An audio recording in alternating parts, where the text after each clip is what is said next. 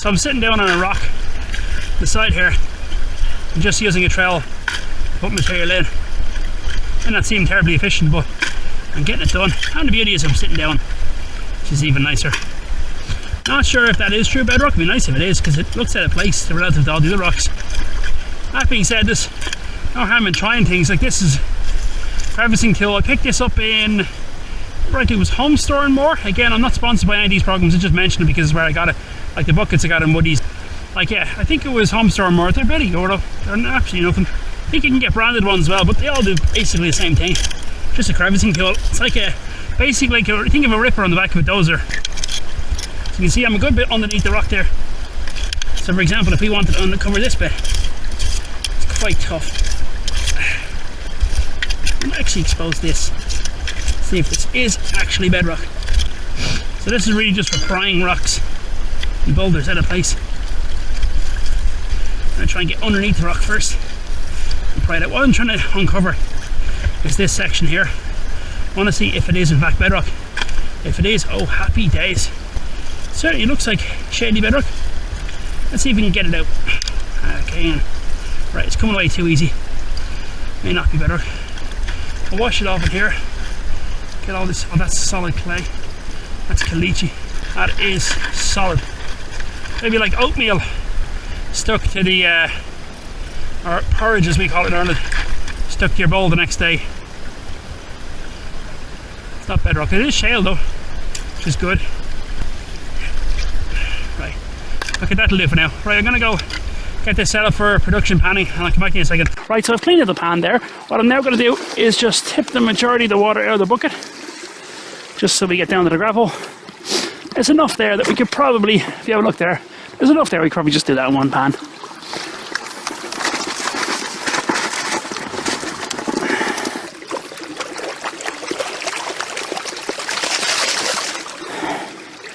So what we're going to do is, in the previous videos you would have seen me marking a line, but this pan only has 2 lines.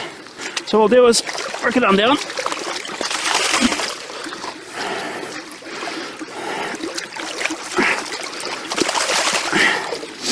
I'll bring it down for a second. Just easier, I think, to see it from this angle.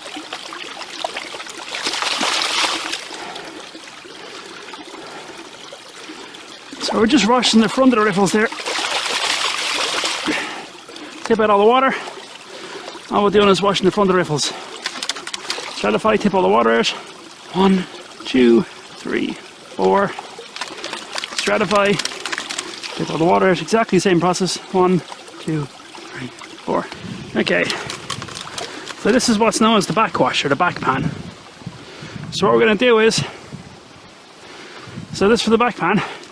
Everyone has their own way. What I do is, I bring everything off to the side. In other words, we're at the riffles, bring everything over to the side, tip out a good bit of water, and then as you're shaking it side to side, you bump it off your hand. Your hand stays perfectly still, getting the action, and then you're tapping while fanning it backwards. And if there's any gold in here, it's going to be up at the very top. Oh, there's gold. Just going to bring the light over to it, see if I can see it. Saw a little glint there a second ago.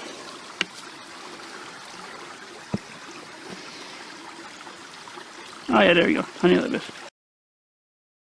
That's not too bad. I mean, for the first pan, if you find the gold in the first pan, it's not too bad at all.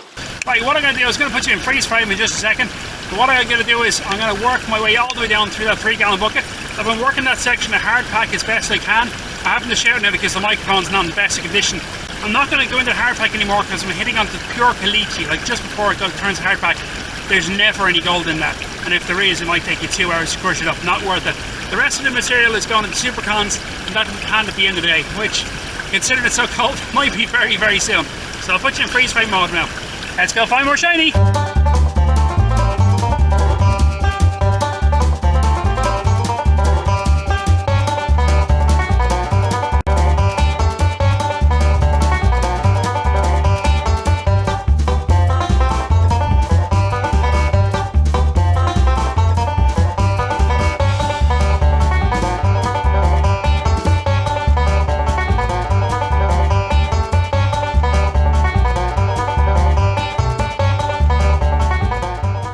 no idea whether there's any gold in this.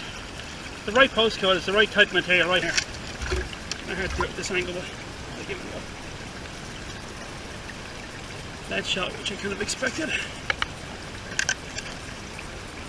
Any gold? Didn't see any the first time, so it just refines it. Anything? No, nothing. So all I'm going to do now is I'm going to get like the cons from here. Let's get on with that. So because of the fact we haven't gotten all that much material here, we're just going to work this all the way down in one go. But look how much material we have there. That's enough just to do it in one go.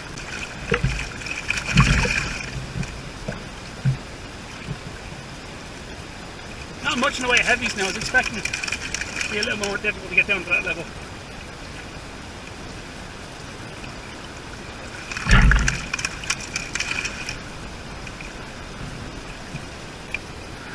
Alright, that's the heavies of the heavies. Some lead shot in there, which was kind of what's that?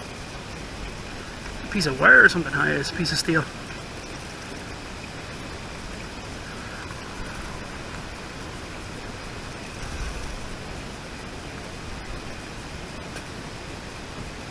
Nope, no gold in there.